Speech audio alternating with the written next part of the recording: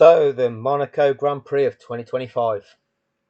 I spoke to somebody shortly after the race, and the first thing they said was exactly the title that I had got in mind for the thumbnail for this video, and that was, "What a farce. An absolute farce." Now, I'm going to try to use the Sky Sports footage, their extended race highlights, and go through some of the key points using the footage on there and seeing whether that goes through copyright checks. I did video the whole race with a screen record, but I'm going to just see if I can do it using the Sky Sports stuff, and let's see how that goes anyway. So that'll be on the next video. This one though, I did the video saying talking about the Lewis Hamilton pre-grid place penalty, because in qualifying, Lewis Hamilton was given a message that was communicated to him from his race engineer, who is reliant on, and this is important, this is the usefulness of the people that comment in the comment section. It just triggers things that are really important. The Ferrari race engineers are reliant upon telemetry and data screens that are provided by the FIA, aren't they? So they're relying on the accuracy of the information they're being fed from the FIA. So they might have tracker view, and if it looks on tracker view or data screens for timing screens, that, oh, actually it might appear that Max Verstappen's car appears to be slowing down. Maybe he's no longer on a hot lap. Lewis, you might be okay. Oh, actually it's not okay. What is the quality of the information that is being fed to the teams real time? Again, we don't know, we don't have access to that, but that could be an issue. Anyway, Lewis Hamilton is fed information. He's effectively told, you don't have to worry about Max. So he then engages in trying to speed up and pull into the fast lane, the racing line around Monaco, and the information is wrong, and which results in Max having to take some sort of deviation, some sort of mild evasive action to ensure there's no collision. Okay, an infringement that you've impeded a fellow competitor who is trying to set a qualifying lap. Now, ultimately, what is the consequence? Well, the consequence was such that it ultimately didn't impact Max Verstappen, okay, because Max was able to make it through that session in qualifying and all the way through to Q3, where he was able to set he had a free run to set a qualifying time. Okay, so it wasn't the fact that Lewis caused him to have to abort his an attempt at a flying lap, and as such that meant he couldn't set a qualifying lap that was fast enough to get out of that particular session, that particular qualifying window. Okay, so ultimately the impact of Hamilton's actions were negligible on Max Verstappen's race weekend. Okay, but what we saw in the race, we saw a couple of things. So, in fact, before we saw the race, we'll look at this one first. These are the official race documents. You can have a look at these yourself. You go onto the FIA website and go to the Monaco Grand Prix official documents. So it's got championship points, final race classification, and as we go down, it's got infringement car 10, incident with car 22. That's Pierre Gasly driving into the back of Yuki Tsunoda. And then we've got infringement, Haas, unsafe condition of car 87. So this is Ollie Bearman and Haas releasing Bearman with a fan still attached to the car. So we've got infringement, race deleted lap times, and provisional lap race classification. I doubt, other than George Russell's lap, there'll be any race deleted lap times. Let's have a look.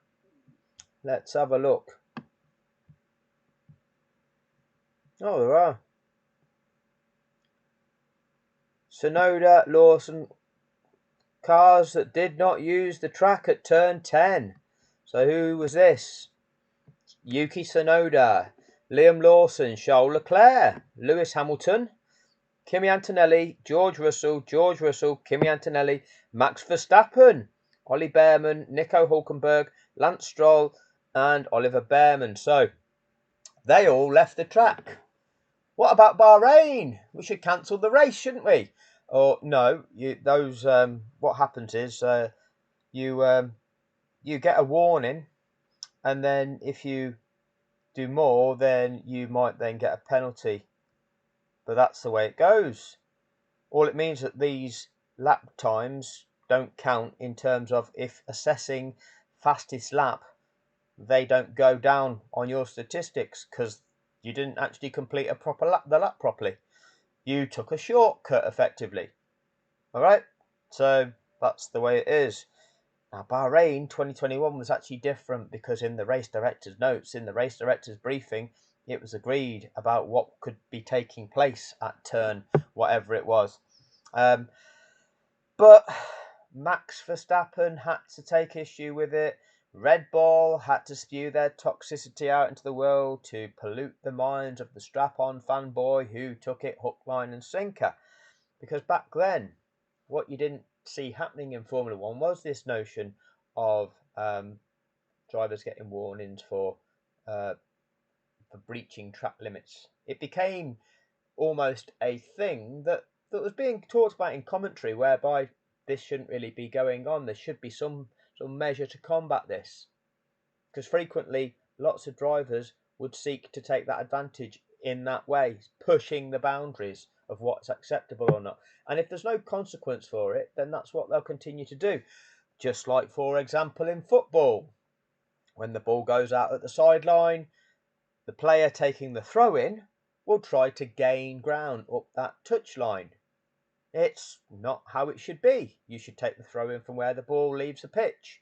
But the players will seek to gain that advantage. Likewise, when a free kick is awarded, often you'll see the players try to gain a few extra meters from where they take the kick from. Okay, until the introduction of this disappearing spray, then that's what players frequently did. They still do. But until the officials clamp down on it and impose a penalty for it, that is what you're going to get in sport. It's not great, but that is what competitors do. Seek to take every advantage they can. Anyway, let's get back to these couple of documents here and keep this video as short as we can. Oliver Bearman now. Session reconnaissance laps. Car 87 was released from the garage in an unsafe condition. So, infringement, breach of Article 34.14 of the FIA Formula One sporting regulations. Haas team is fined €5,000. Evidently, the FIA wanted some money in the beer kitty for tonight's night out at Monaco. So, Haas were easy pickings. Enjoy your night, lads. The stewards heard from the team representative of Car 87, Oliver Bearman, and reviewed video and in-car evidence. The team left a cooling fan attached to Car 87 when they released the car for the reconnaissance lap. A member of the pit crew had to run after the car and enter the fast lane to detach the fan before the car was able to proceed further down the fast lane. Due to the nature of the track, the cars were backed up and any danger was mitigated by the quick action of the team. However, it is beyond doubt that the team should not have released the car in that manner, and it could have impacted on the safety of the driver and other drivers. As this happened during the reconnaissance lap, we treated the infringement like an infringement happening during free practice. C point 9 of the penalty guidelines. We accordingly impose a fine of €5,000 on the team. Now, what happens when you leave something attached to the car in the race, and the not just one of your pit crew, but several of them have to go running down a live pit lane when there's not like a queue of cars and it being slow speed? What happens then? Because that's surely a lot more serious, isn't it? That's a lot more serious. And how much does a night out in Singapore cost? I've heard it's about 20 odd quid a beer over there. So I've got no plans to go there anytime soon.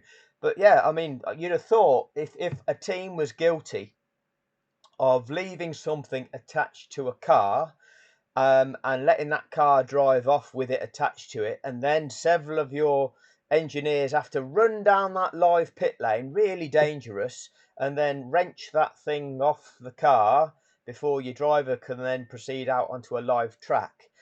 You'd think that might be more than €5,000. I think the strap-on fanboy thinks that what they should do in those circumstances is cancel the race.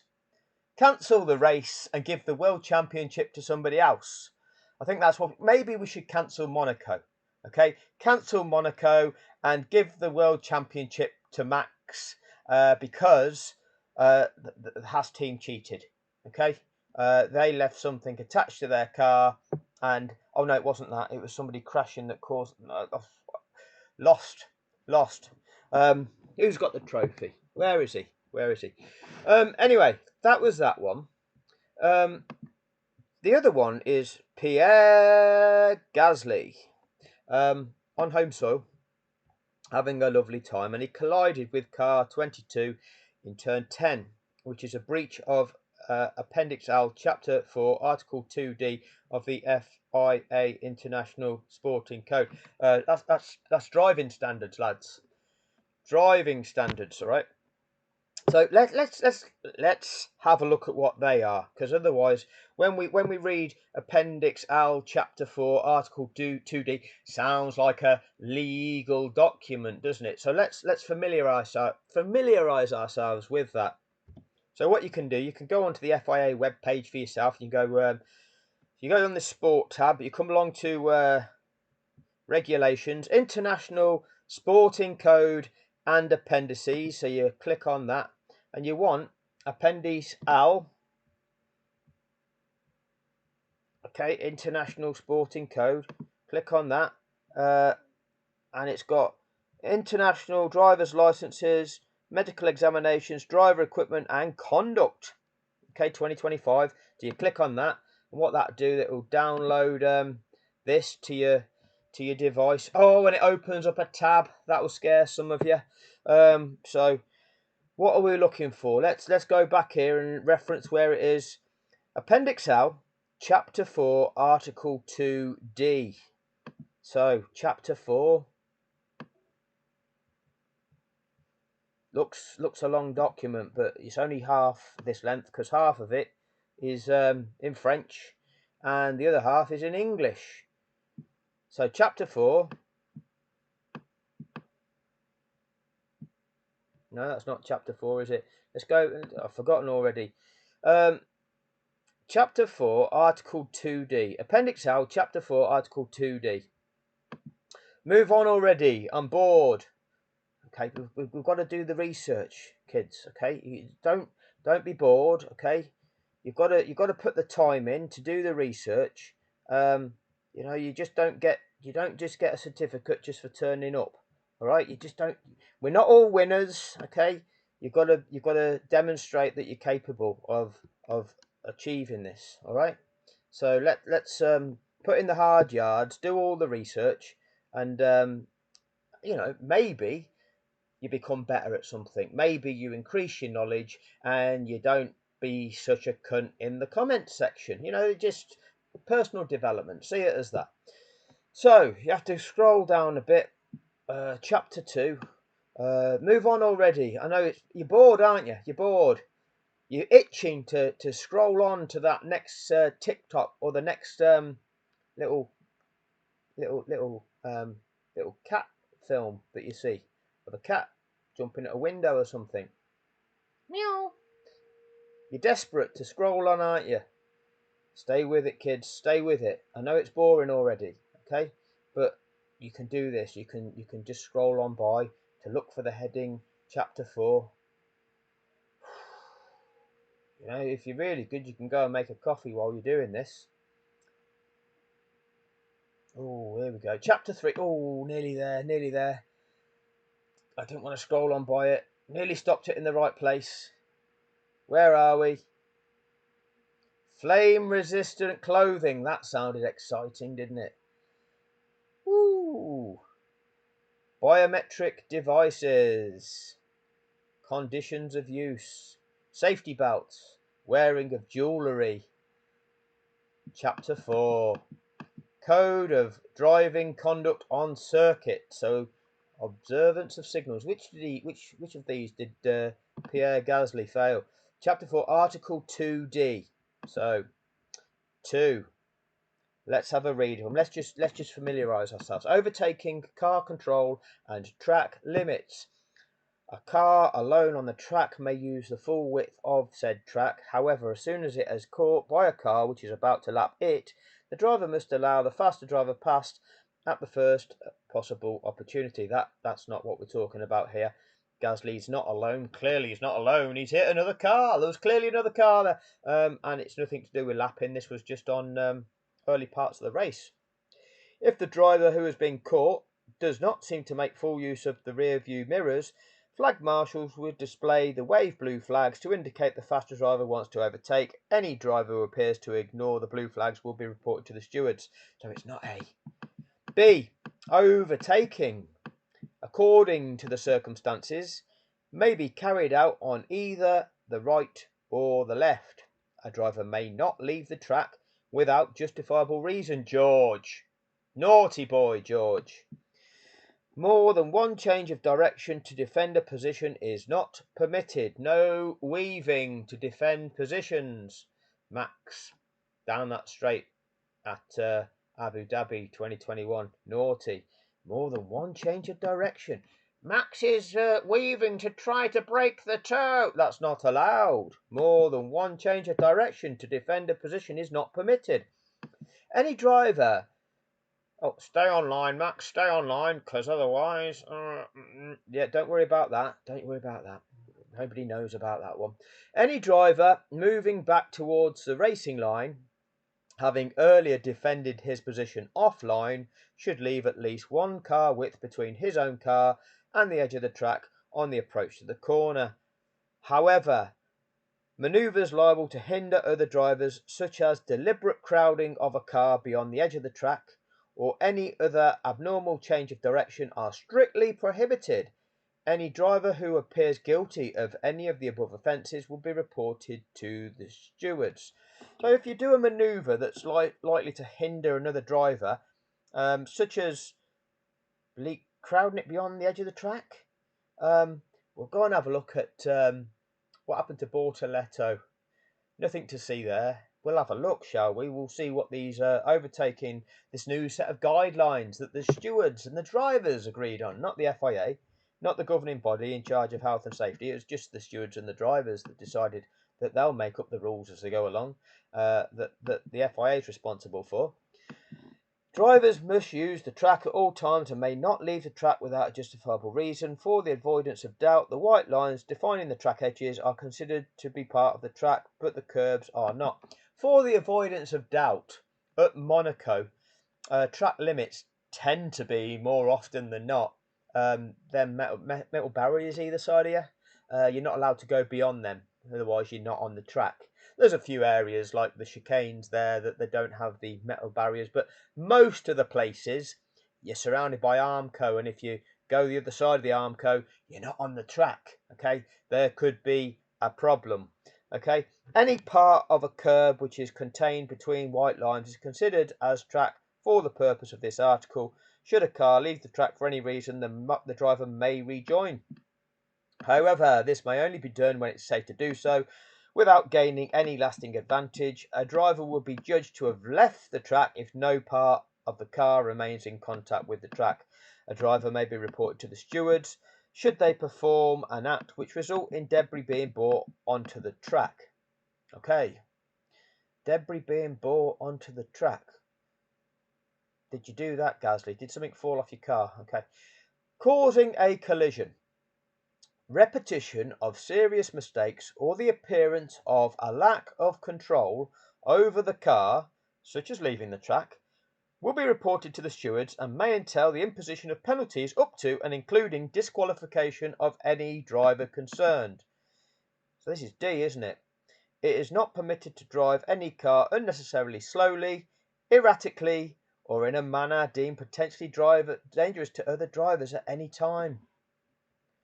It is not permitted to drive any car unnecessarily slowly, erratically, or in a manner deemed potentially dangerous to other drivers at any time. Unnecessarily slowly. Liam Lawson. And then who else did that?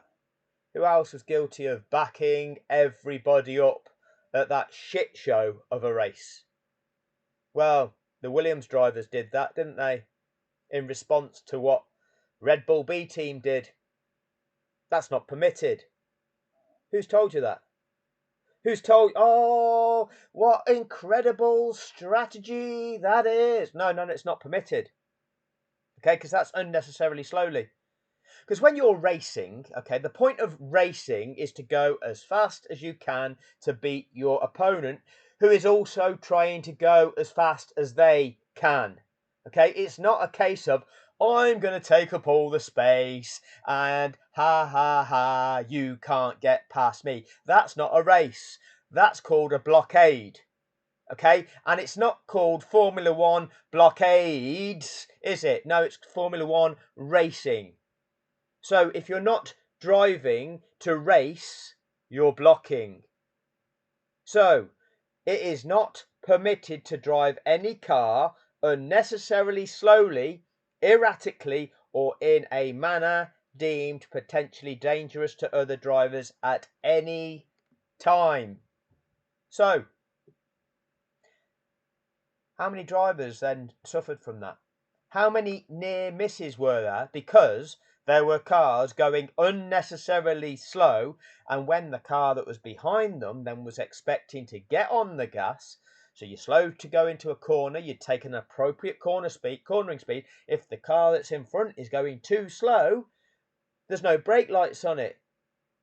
You're expecting it to go at the normal cornering speed, and if it decelerates, there's nowhere for you to go. You have to ram on the brakes. The car behind you has to ram on the brakes. You are causing a dangerous situation. When you're exiting the corner, you're trying to pick up the throttle to accelerate away from that corner. If they don't accelerate at full speed, as they normally would, and you attempt to, you're just going to ram up the backside of them, aren't you? Because they're the ones that are causing the problem. So, who is causing the problem here? Let's have a look at the infringement. This we're talking about Article 2D. Oh, we didn't mention E. We didn't mention drivers driving a car unnecessarily slowly, erratically, or in a manner deemed potentially dangerous to other drivers at any time.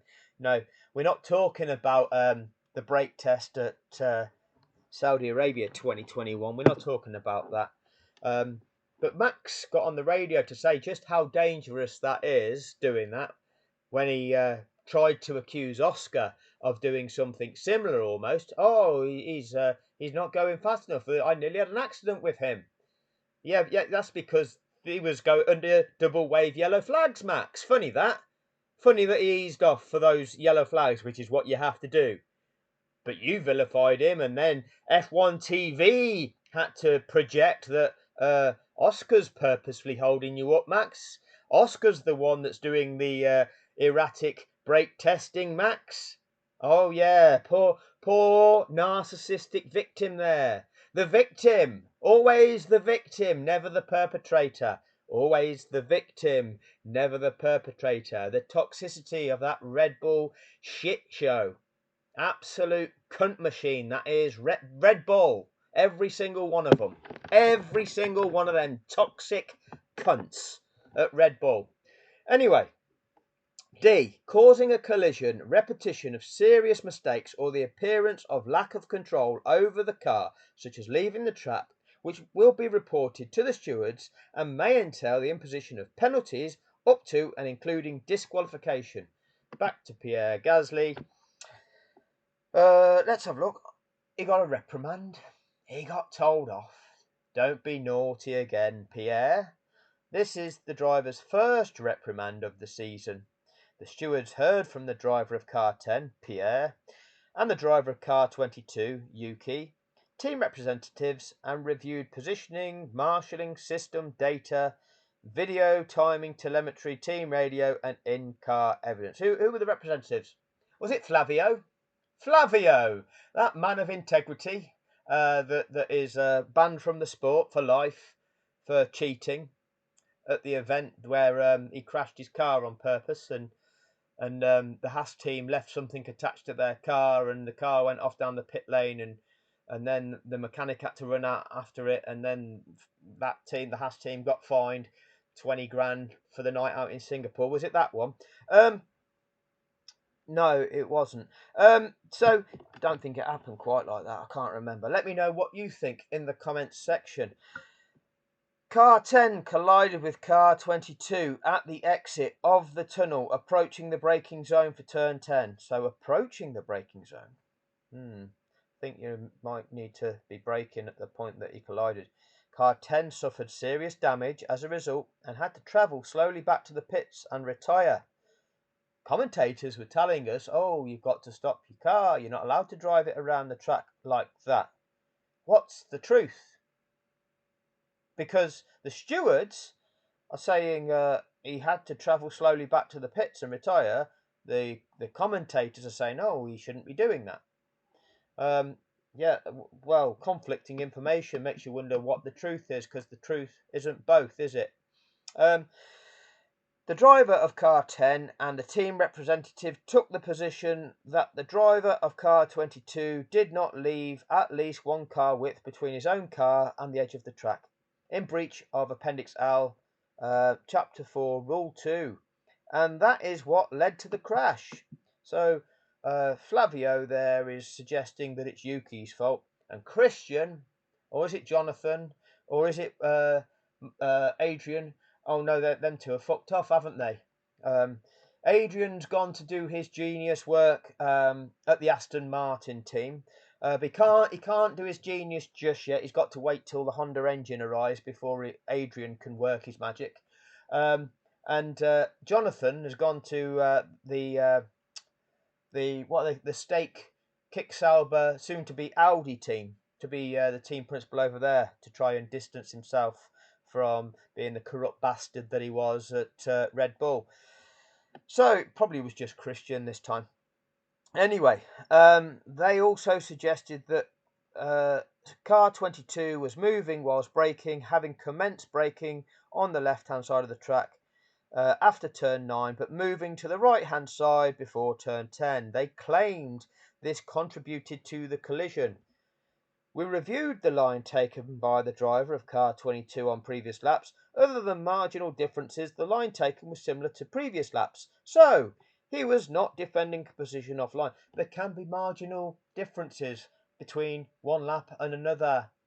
Okay, that is what happens. It's called natural variation in anything. If you try and do the same thing, exactly the same, 10 times, it's highly unlikely that you'll do that. Okay, highly unlikely. There's always going to be some slight differences.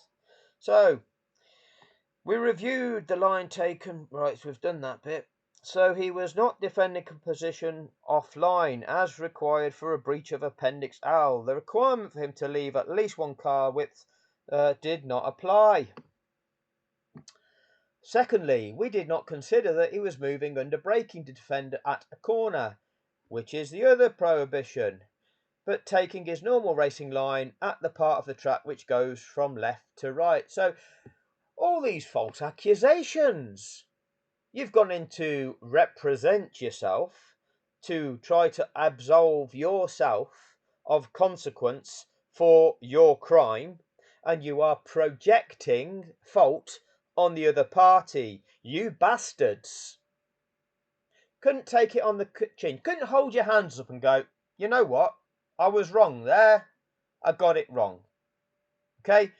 I thought that I was okay to try and attack round there, but actually I wasn't. I made a misjudgment, an error of judgment.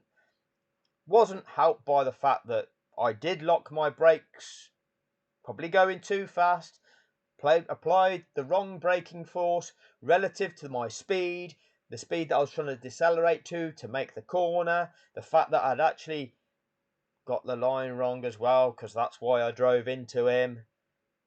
And now I'm trying to make out that, oh, it's his fault that I drove into him. It's his fault that I drove up his arse. Okay, did he brake test you? Was he slowing down for a corner? Was he doing that reasonably? Or was he driving really slow to try and back you up so that his teammate could get 2 free pit stops? Who's the one that's doing the infringement here? Oh, don't you worry your little heads about Liam Lawson. Don't worry about that. In the circumstance, it appeared to us that the attempted overtake of car 22 in the Monaco circuit on the approach to turn 10 was ambitious and unlikely to succeed. Now, the thing is, with that thing written down by the stewards, typed out by the stewards there, they could have omitted a little bit of that. They could have just put, it appeared to us that the attempted overtake at the Monaco circuit was ambitious. That would have covered it, wouldn't it? That would have covered it. And unlikely to succeed. Yeah. It appeared to us that trying to overtake at Monaco is ambitious and unlikely to succeed. That's the better way of wording it, lads. All right, use that one next time. Okay. The driver of car 10 ought to have exercised greater caution. Indeed, bit of greater caution. Driver responsibility. Okay, not like Max exercising his right to the runoff area. Or we'll see what extra caution Max should have exercised at Hungary 2024. We'll look at that document as well. Max would have assumed something there. Don't worry about that one. That such a move and should have anticipated car 22 moving to the right as had happened in the previous laps. We also checked the telemetry of car 10, whose rear tyres locked slightly whilst braking, and that contributed to the incident as it reduced the braking efficiency of the car. We therefore considered that the driver of car 10 was wholly or predominantly to blame for the collision. We took into account the fact there was no immediate and obvious sporting consequence to car 22 from the collision. Instead, it was car 10 that was significantly impacted by the collision. We therefore applied the penalty guidelines where there was no immediate and obvious sporting consequence and imposed a reprimand driving on the driver of car 10. So, I know that was a long explanation covering various different offences from various different drivers, but take this from it. We therefore applied the penalty guidelines where there was no immediate and obvious sporting consequence and imposed a reprimand. So, you've just smashed the back of Yuki Tsunoda, but you've not harmed his race. Well, you might have done. You might have damaged his car and altered the performance characteristics of that car. We won't know that unless Red Bull actually presented that. But you've just smashed into the back of a car. You've caused a collision. That is an infringement. That is an actual, tangible infringement. You have caused a collision. That is the infringement. That is what you penalise. You've just hit another car. It's your job to not hit another car. You've smashed yourself up. You then left debris on the track and you've driven around the track. Now, if your brakes have failed, then maybe there's mitigating circumstances there, and maybe you tried to do the right thing in the safest manner, given that set of circumstances, in which case I congratulate that. However, you still caused a collision, and that still impacted another driver, another car. What they're saying is, oh, as there was no sporting implication, no, where am I saying here? Immediate and obvious sporting consequence, you've imposed a reprimand. When you gave Lewis Hamilton a 3-place grid penalty, what was the sporting consequence on Max? Nothing. Did Lewis Hamilton collide with Max? Cause any damage to Max's car? No. 3-place grid penalty. Lewis Hamilton caused Max Verstappen to maybe just have to ease off or slightly adjust his line. 3-place grid penalty. Pierre Gasly smashes into somebody in the race, writing himself off, causes a yellow flag situation in a race, drives an unsafe car around that circuit. Yeah, just tell him off. Tell him off, that's naughty. That didn't cause a problem to anybody at all. That's okay. Nish Shetty, Loic Bacalane, Vitano, well, whatever them names are, Luizzi.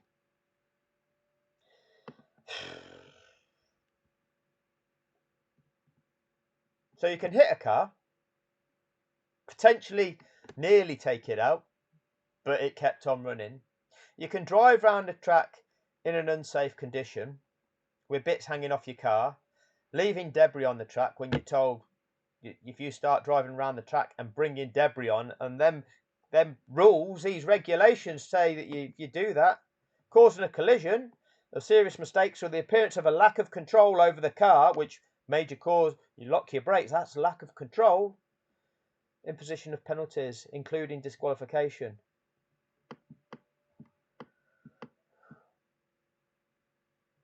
A driver may be reported to the steward should they perform any act which results in debris being brought onto the track.